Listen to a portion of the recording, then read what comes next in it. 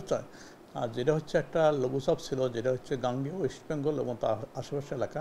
তবে আজকে কিছুটা সরে ওয়েস্টের দিক সরে গেছে, যেটা গাঙ্গেয় ওয়েস্ট বেঙ্গল এবং তার পার্শ্ববর্তী ঝাড়খণ্ড এলাকায় অবস্থান করছে। বেসিক্যালি এর প্রভাবে বৃষ্টি হচ্ছে, যেটা গত 24 ঘন্টায় সবচেয়ে বেশি বৃষ্টি হয়েছে ফেনীতে। প্রায় 400 মিলিমিটার বৃষ্টি হয়েছে গত 24 ঘন্টা। আজ সকাল থেকে দুপুর পর্যন্ত বৃষ্টি হয়েছে, তবে গতকালকের তুলনায় আজকে বৃষ্টি কিছুটা কমেছে। তবে এখনও বৃষ্টি হচ্ছে, বিশেষ করে কুমিল্লা, নোয়াখালী, বরিশাল এবং আরও অনেক জায়গাতে মোটামুটি বৃষ্টি হচ্ছে। তবে যে বৃষ্টির মাত্রা, এটা হয়তো আপনার আজকেও থাকবে।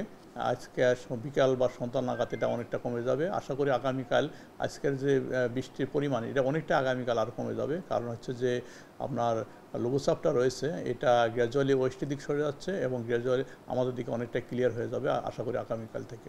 সর্বোচ্চ বৃষ্টিপাতের পরিমাণ কোথায় কোন জেলায়?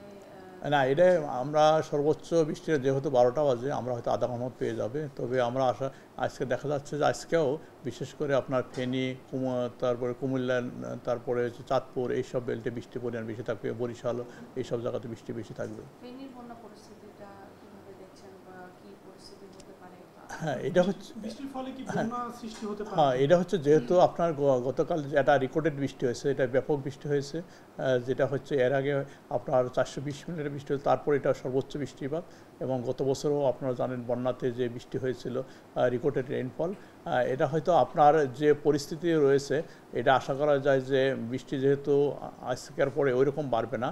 এখন যে কন্ডিশন আছে, এর থেকে বৃষ্টি হয়তো বৃষ্টির যে আপনার উচ্চতা, এটা গ্র্যাজুয়ালি কমতে থাকবে। ডিজাইন, এলিগেন্স, বিউটি, সেরা পণ্য সবার জন্য জেভিকো।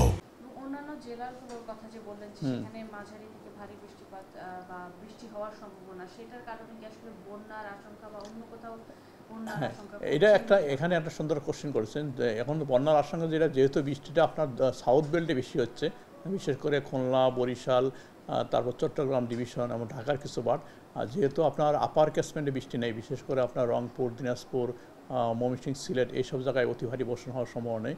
সেক্ষেত্রে দেশের ভিতরে ওই ধরনের আপনার যে নদীর পানি যে অনেক বেড়ে যাবে, এই ধরনের সম্ভাবনা নেই। কোনো ধরনের সতর্কতা সংকেত কোথাও যেহেতু আপনার সাগরে কনভেকশন রয়েছে এবং সাগরে এখন প্রচুর মেঘমালা রয়েছে এবং সাগর উত্তাল থাকতে পারে, এই জন্য সাগরকে 3 নম্বর স্থানীয় সতর্ক সঙ্গে দেখিয়ে যেতে বলা হয়েছে।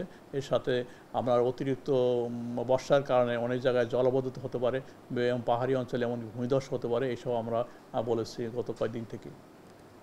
তাহলে আমরা বলতে পারি আগামী 24 ঘন্টার মধ্যে বৃষ্টি কমে আসবে, আজকে সন্ধ্যা থেকেই কমতে শুরু করবে, হ্যাঁ, পরবর্তী আশা করা যায় আগামী 24 ঘন্টা থেকে অনেকটাই কমে আসবে। বিশেষ করে আপনার হচ্ছে চট্টগ্রাম ডিভিশন, তারপর হচ্ছে ঢাকা সহ আপনার ময়মনসিংহ, রংপুর, এসব কমে আসবে।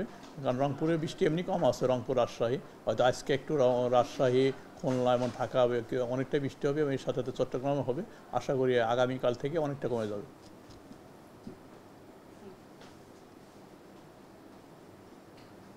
শেষ।